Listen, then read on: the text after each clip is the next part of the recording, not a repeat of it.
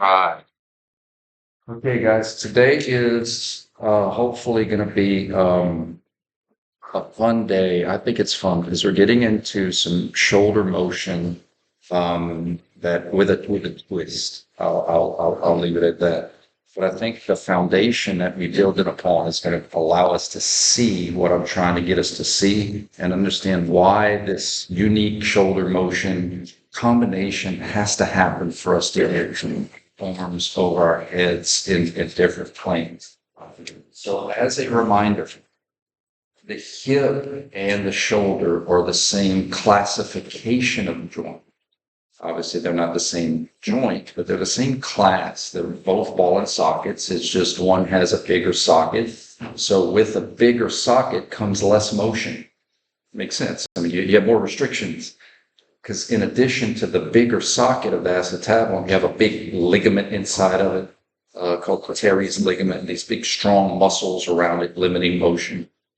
But in terms of what our hips can do, our shoulders can do the same things, but we're not limited to that big, thick acetabulum. We have a much shallower socket.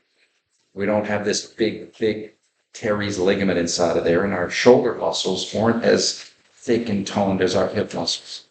So the trade-off is shoulder will have much more movement overall at the trade-off of less stability, and less stability comes with more interest. If we had more people today and we did a survey, how many people have had shoulder subluxations, dislocations, odds are a lot higher than how many of you guys have a hip dislocation? Right? Kind of makes sense. I mean, the hip injuries are going to be much less because we have more vested in that stability.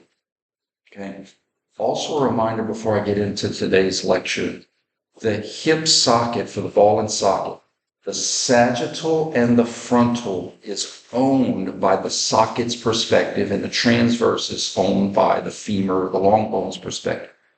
We have to do it that way so that we don't have concepts like this. Remember, ball and socket's triaxial, the most movement possible. And in three-dimensional biomechanics at Auburn, Dr. Manson always emphasized that sequence is very important when you can move in all three dimensions. To summarize all that blabber that I just said, it's so that we have, this is flexion, and if I externally rotate my hip, it makes sense. Well, now I have choices. If I follow sagittal of the femur, then this would be flexion. So because I can't say, well, this is flexion, this is flexion, this is flexion, this is flexion. So we say, hey, it's the socket's perspective, sagittal and frontal. This is flexion and extension. And if I externally rotate my hip, this is still flexion and extension. This is more vital than this, in other words. Okay. Now, the femur and the humerus, they own transverse. They own rotation, which makes sense so that I could have external, internal, external, internal, external, internal, external, internal. That has nothing to do with the socket's frontal plane. It's about the long bone's transverse plane. And again, that makes sense. And if the socket wants to rotate with the femur, then we have to make it the femur's transverse plane. In other words, this is internal and external rotation. So therefore, my frontal hip motion would match up with the internal and external rotation. Once again, we don't want the sagittal and frontal to go along with the long bone because we don't want this to be something that's reserved for that. Simple enough, folks. So now let's take that concept to the shoulder.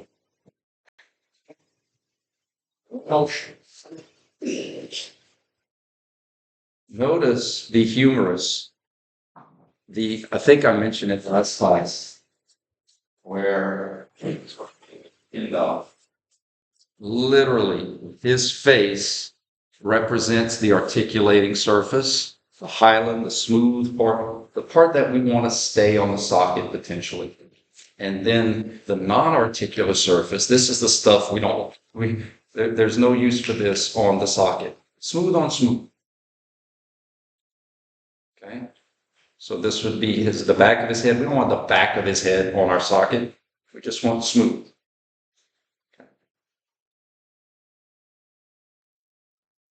Now, if we go sagittal plane and we do flexion, we go over our head, this is what's going to happen. We keep smooth on smooth. It's a good day. So flexion doesn't challenge.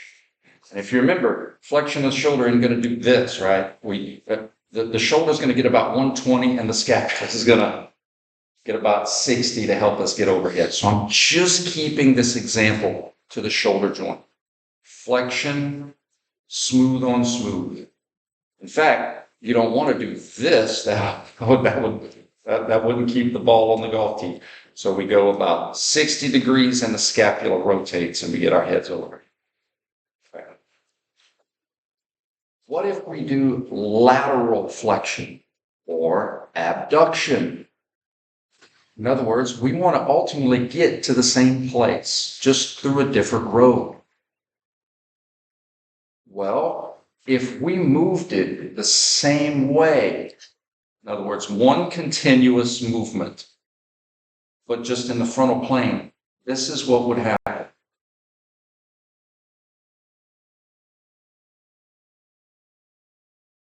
That doesn't look like it feels good. So I love Kindle. This is what I just did.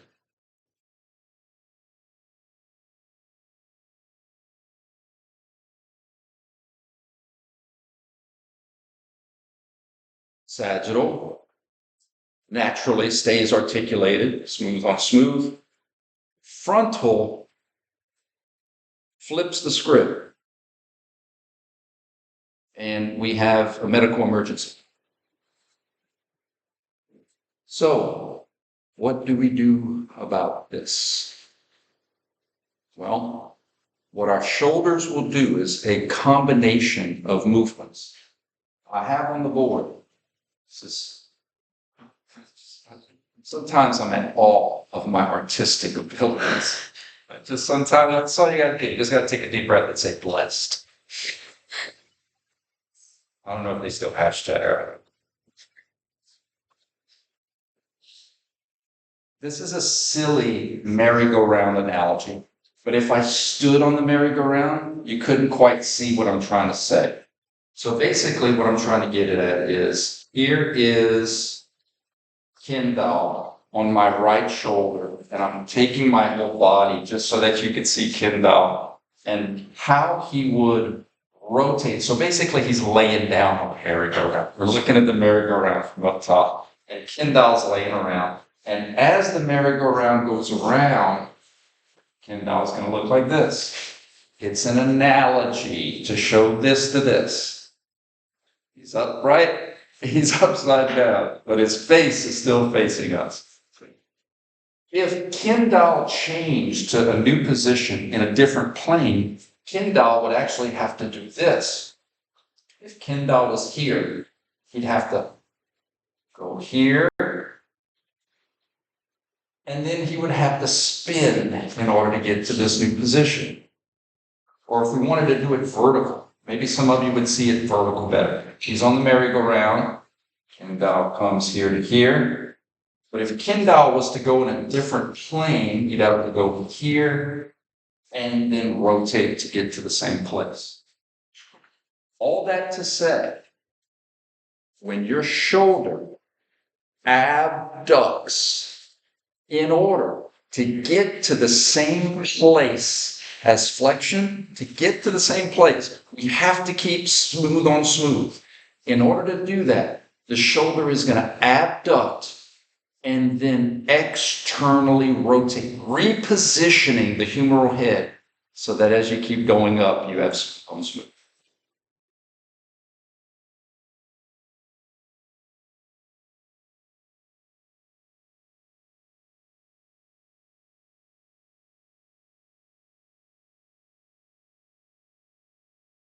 Stand up.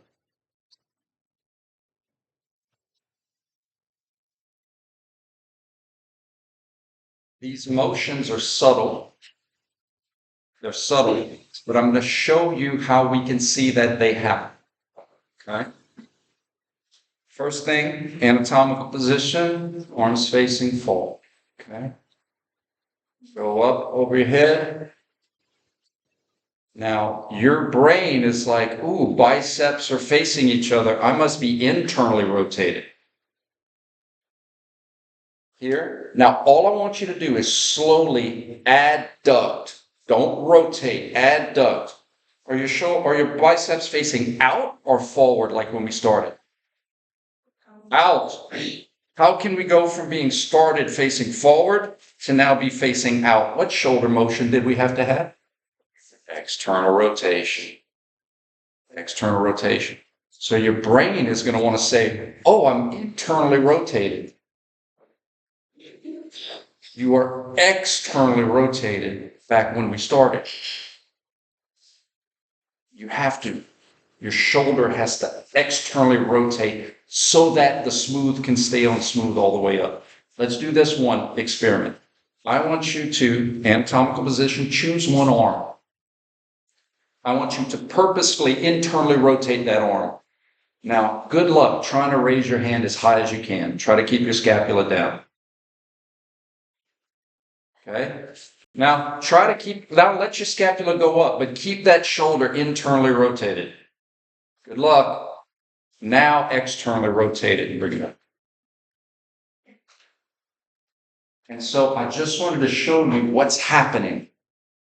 That your shoulder can't let you go unsmooth on smooth. Your shoulder has to rotate. Basically, what we're doing is we're repositioning. It's like if this is Kendall's face, what we're doing is we're repositioning Kendall's face so that we can continue the smooth on smooth as we go up. Does that make sense? That wasn't an issue in the sagittal plane because the front stayed on smooth. But in the frontal plane, we run out of real estate. We run out of road. So we have to do this in order for us to keep doing this. And sagittal, it doesn't matter. But frontal, it matters. Does that make sense? All right, good job, guys. So, for the test, if I talk about flexion, the sagittal road, there's no need to internally and externally rotate because the smooth will stay on smooth the whole trip. But if I'm talking about abduction, your shoulder, your humerus has to externally rotate in order to continue that travel down the front foot. The illusion is that when you're up here, now your bicep is facing in. But remember, it's not about landmarks that are facing in, facing out, facing up, facing down. It's relative motion. I'm externally rotated, so if I abduct, it's going to look like this.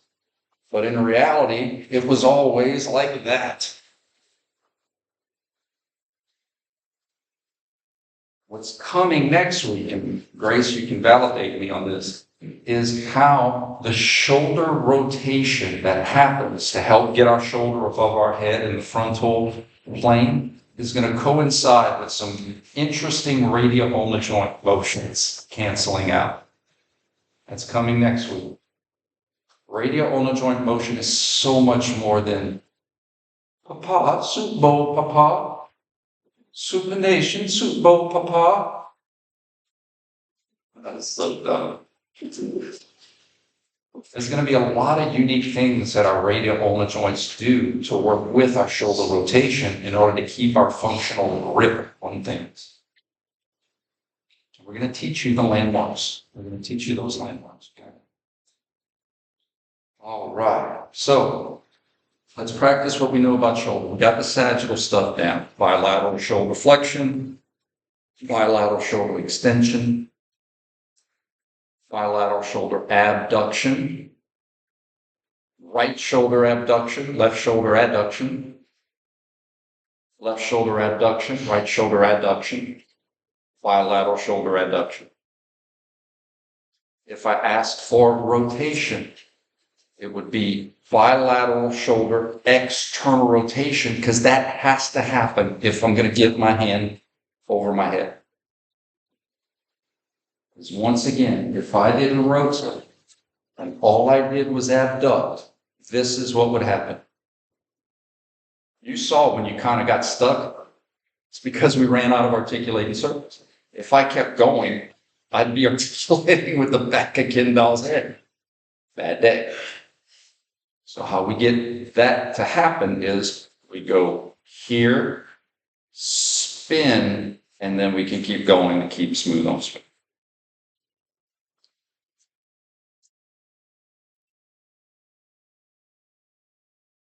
Let's see here. So we got shoulder, we got scapula. How will the scapula assist in our abduction, upward rotation, right, to help reposition the scapula? If I get my arms up over my head, all of that motion isn't going to be glenohumeral joint. That's important for you future therapists, athletic trainers, heck, even coaches. Has anybody ever heard of the term frozen shoulder? Or you can have an injury where your glenohumeral joint, ball and socket, has no motion, scar tissue, other reasons. Even though your glenohumeral joint can't move, you can still bring your arms out about 60 degrees out to the side because the scapula can still upwardly rotate. So again, if we don't know the difference, we may say, oh, look, they have 60 degrees of normal shoulder abduction.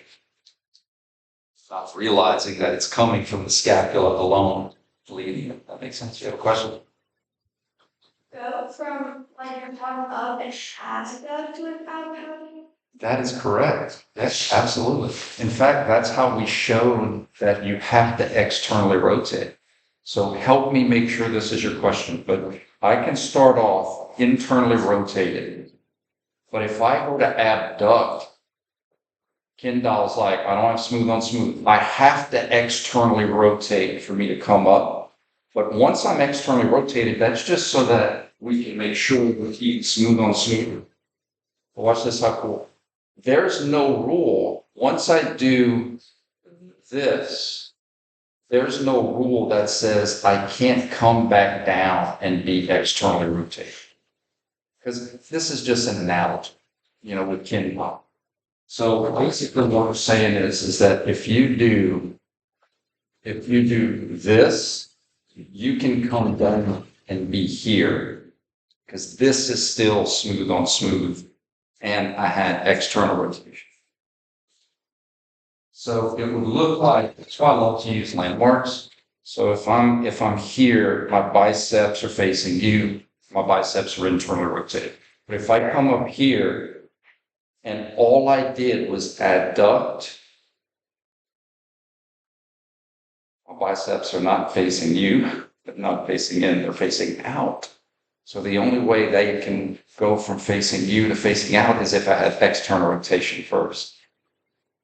So if you add up with your palm forward. Palms don't have anything to do with it. The palms. Feel it. Yeah. Yeah. You know what's really crazy? When you do that, that's going to be Monday's lecture. When your palms, you're actually moving your radial ulnar joint in order to have your palms stay forward. So, so what I mean by that is, if my palms stay forward and I flex, you're going to see the back of my hand. Like imagine a spoon, and you saw the curve of the spoon. But if I did this, would you see the back of the spoon? Okay, so it's very similar. You see the back of my hand. Well, it would actually be the same if I did this.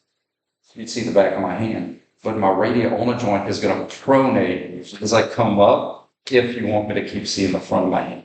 So in essence, I went from here, palms up, the palms down.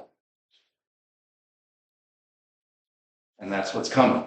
That's what's coming, is the radial ulnar joint works with the shoulder joint rotations to cancel each other out so that you can keep functionally working with your hands. And we have to see those motions that happen together that could be illusion of torque, that cancel out so that your hands could stay forward or stay back. So then it would be internal rotation?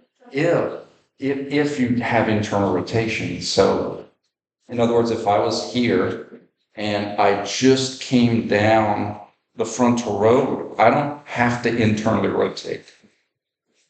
Let me put it another way.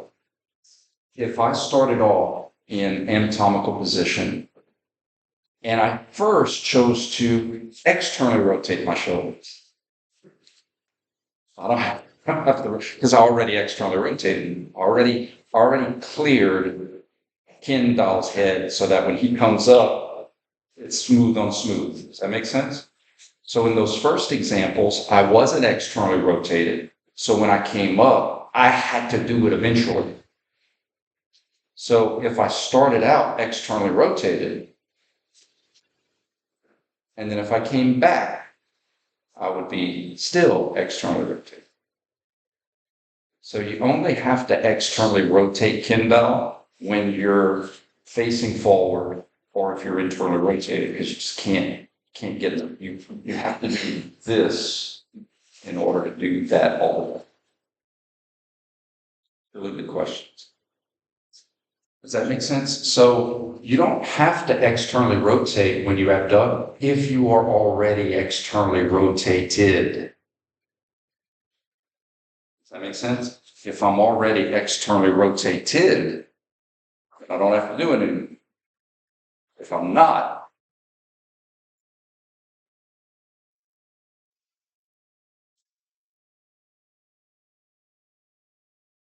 great question. Great question. Okay, guys, let's get into, and if y'all have any clarifications or questions at any time, obviously ask. Let's get into what we did with the hips, the horizontal variation. Okay. So for our shoulders, it's the same as the hips, where at any point you have three ways you can move. Anatomical, my sagittal road, flexion, extension, frontal road, ab and ad, transverse road, internal and external. The transverse road is super cool because you can always internally and externally, or lateral and medial, any position your shoulder is in. Internal, external, internal, external, internal, external, internal, external, internal, external, internal, external, internal, external, internal, external, because it's from the long bones perspective. Any position you could internally and externally rotate. However, you cannot flex, extend, abduct, adduct in every position. We did that with the hips. So what I mean is, if I am abducted, I am not in a position to flex or extend from here. Does that make sense? So from here, shoulder is still triaxial. My shoulder still has three planes of movement. My shoulder is getting very tired because I'm old. But here are my three options in this position: internal and external. Always add and ab. But now my third plane is horizontal add and add. Flexion extension isn't an option here. Make sense? And if I was here in a flex position, what are my three options? Flexion, extension, internal, external, always an option.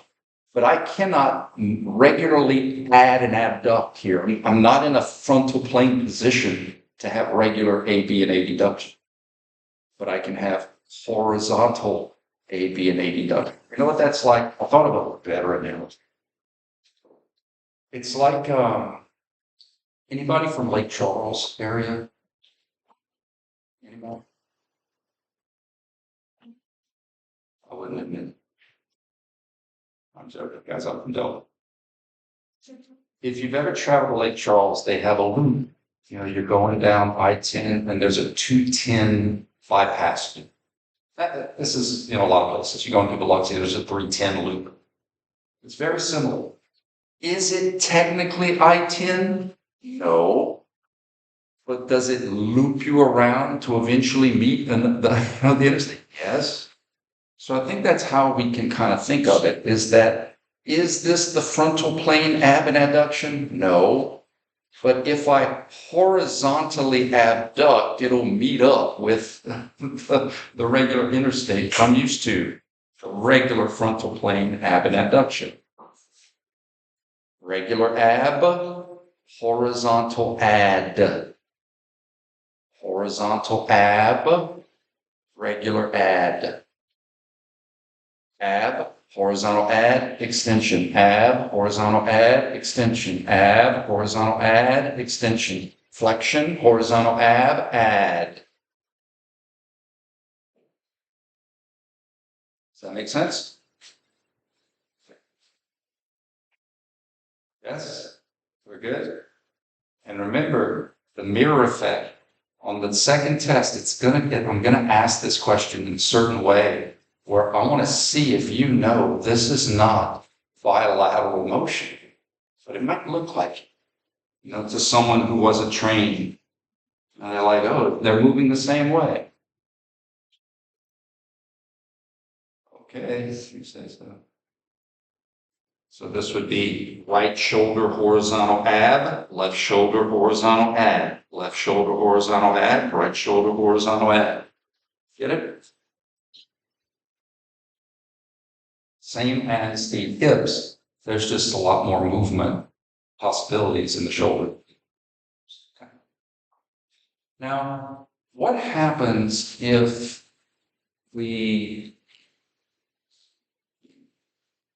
how many people like to mix?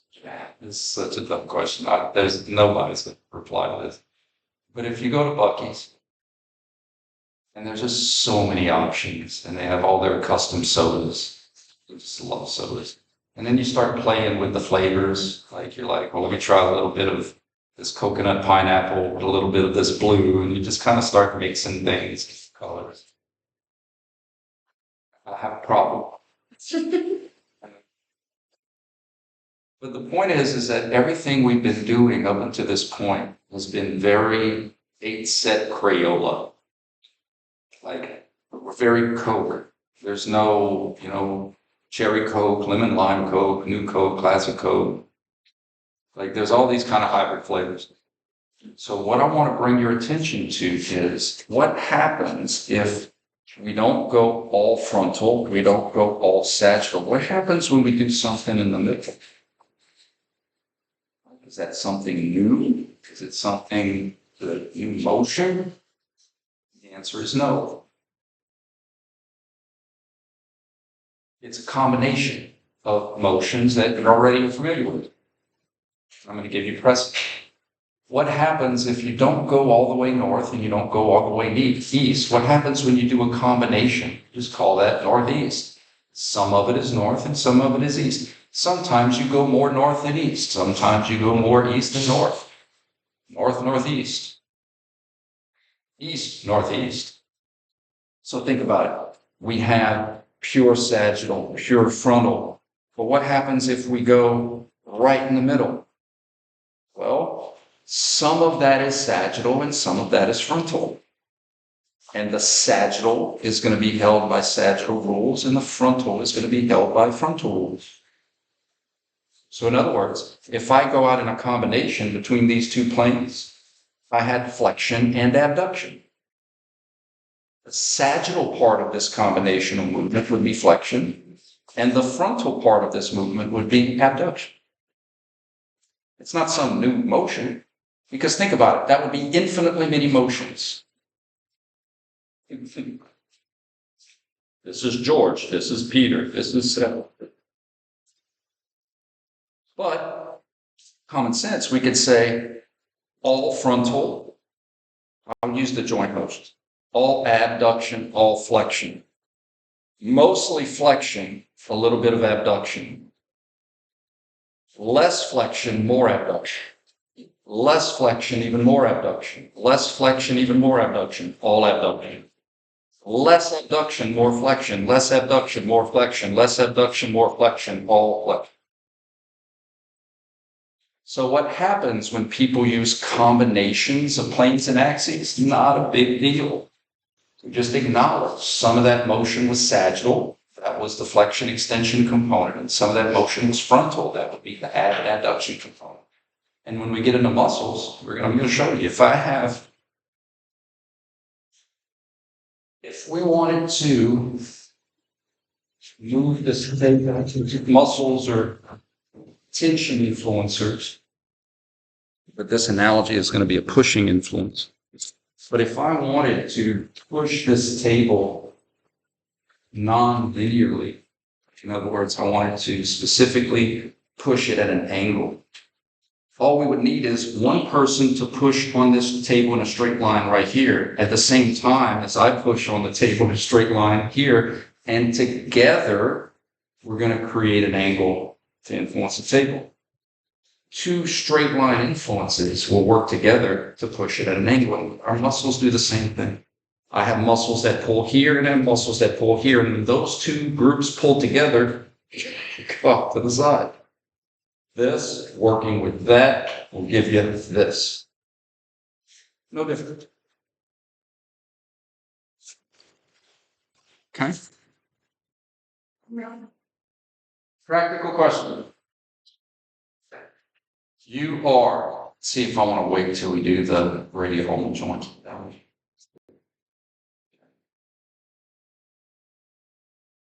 You're watching the Delcom Shrimp Festival International Arm Wrestling Championships.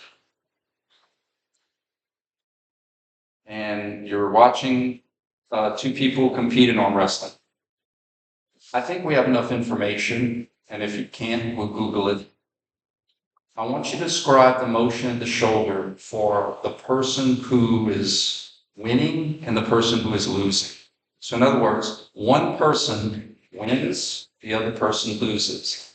While the person is winning, I'd love for you to tell me how their shoulder would be rotating, and the other person losing, I'd love for you to tell me how their shoulder is rotating. Give that about 30 seconds. We're starting off with some easy.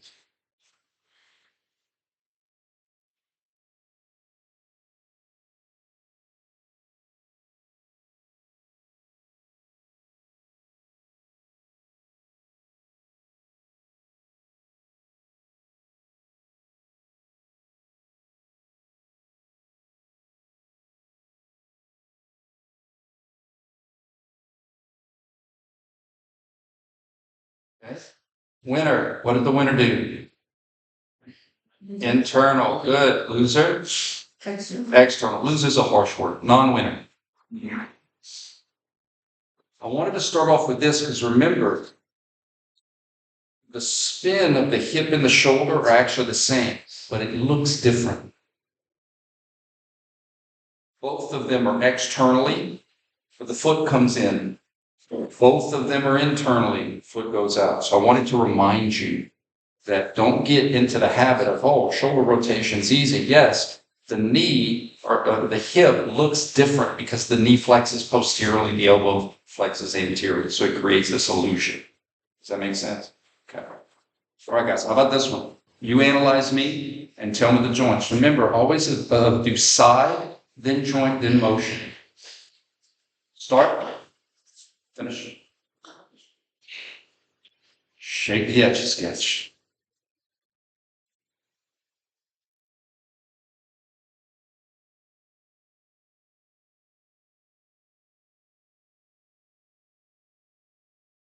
Be a new TikTok. You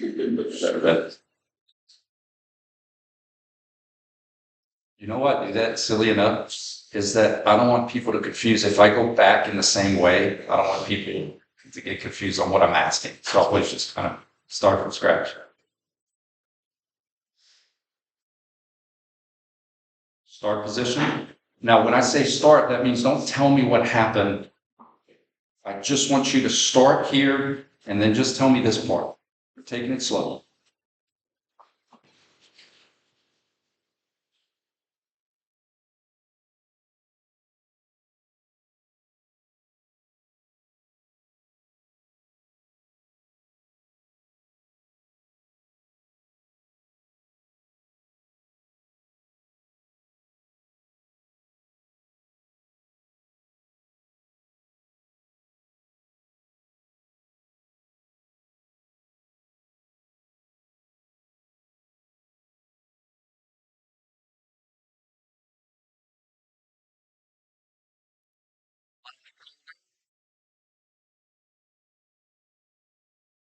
You get it? External or lateral, those are synonymous. And right shoulder, internal or medial, those are synonymous. Now, I want to emphasize, maybe I didn't say this earlier, the ab and adduction are separate from the external rotation of the shoulder. So what I mean by that is, even though the shoulder has to externally rotate for me to get more smooth on smooth, this is still abduction. Abduction is just bringing the humerus laterally up over your head, okay? So in other words, on the test, if I say, what was this motion? And I don't give you any rotational answers, I just say abduction, then that's what it is. It doesn't take away from the fact that I went more into fetal through a frontal plane rope. I will be specific. What kind of rotation added to the abduction? I'm going to be very specific with those kind of questions, just seeing if you remember that I have to spin in order to get it smooth on smooth all the way up and front. Okay. All right, how about this question?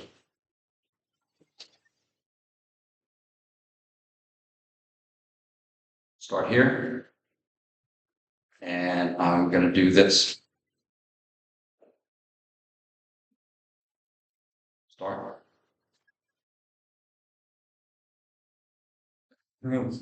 Felt like I was about to do a cheer. Start. Finish.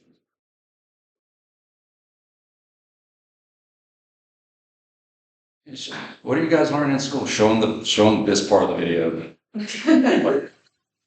I like those wind things at the gas stations. Those things that are all fun. Okay, here we go.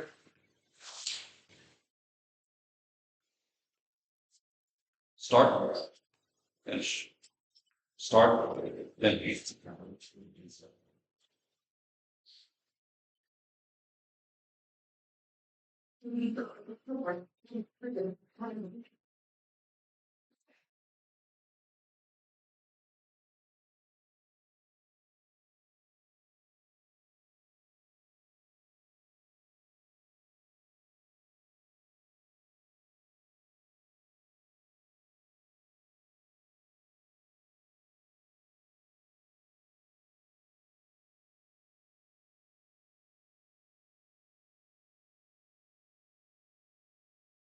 Give me just to make it easier. I'm not asking any rotational things in terms of pure rotation. Give me shoulder general motion, whether it's ab or ad, horizontal ab or ad, flexion extension. So let's leave out the nuance of the spin.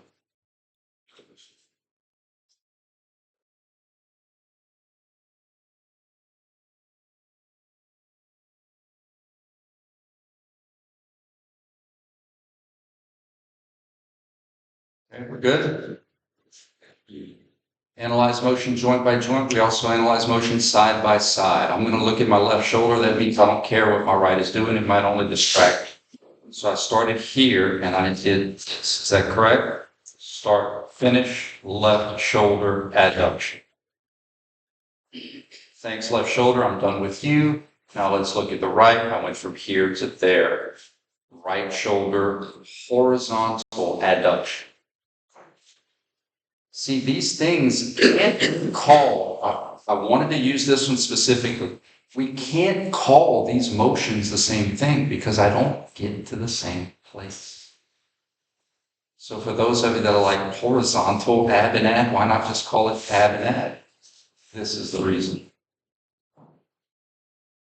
Can't call it the same thing. It doesn't get me to the same place. Cool. All right, last one, we can have a little fun, a little trick, not trick. Okay, everybody stand up, last time, props. It's gonna be fun. Okay, follow me here. Arms out, hands up.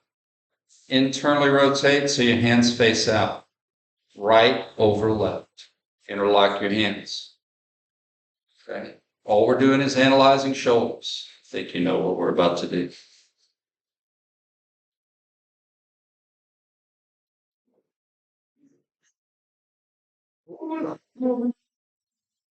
Let's do it again.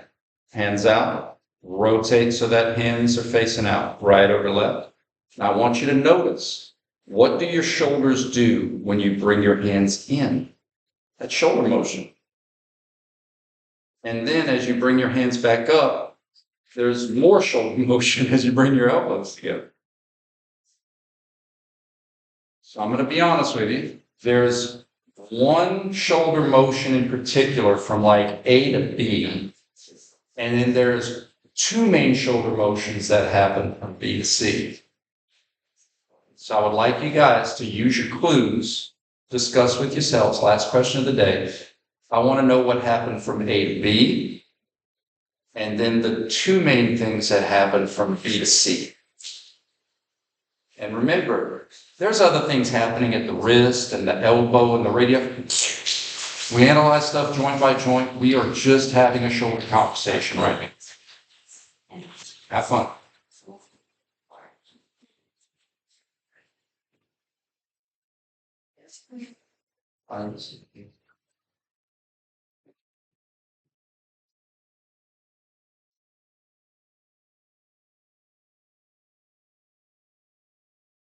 I'll be brilliant.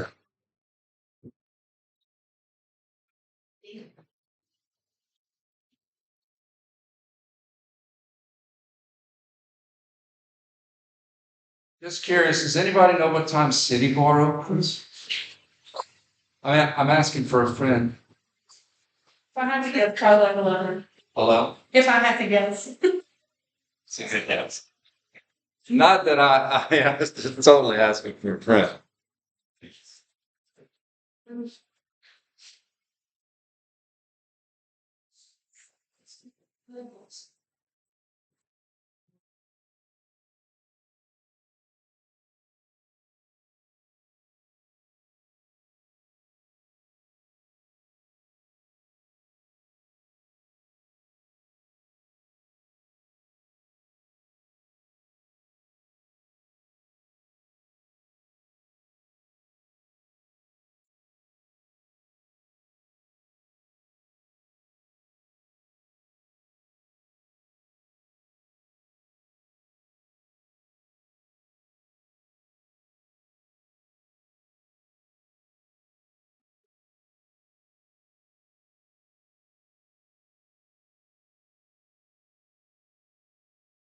All right, guys, what I'm going to do is I'm just going to answer it, and then hopefully if you need follow-up questions. Okay? So we're starting here. Remember, we're just looking at shoulder. So the first part, I'm noticing that I'm internally rotated, just making that as a note. So when I do this, my biceps are still facing each other. There was no clues that they deviated or that I spun. So I had horizontal, bilateral shoulder, horizontal abduction. Went from A to B. Is that cool? Okay. Now from here, I'm going to externally rotate. I'm going to have bilateral. In essence, we did this. Bilateral, external or lateral rotation. At the same time, I had bilateral shoulder horizontal adduction. So in essence, I did this. Boink, boink, boink, while I was in a lock. So horizontal ab, external rotation, and horizontal ad.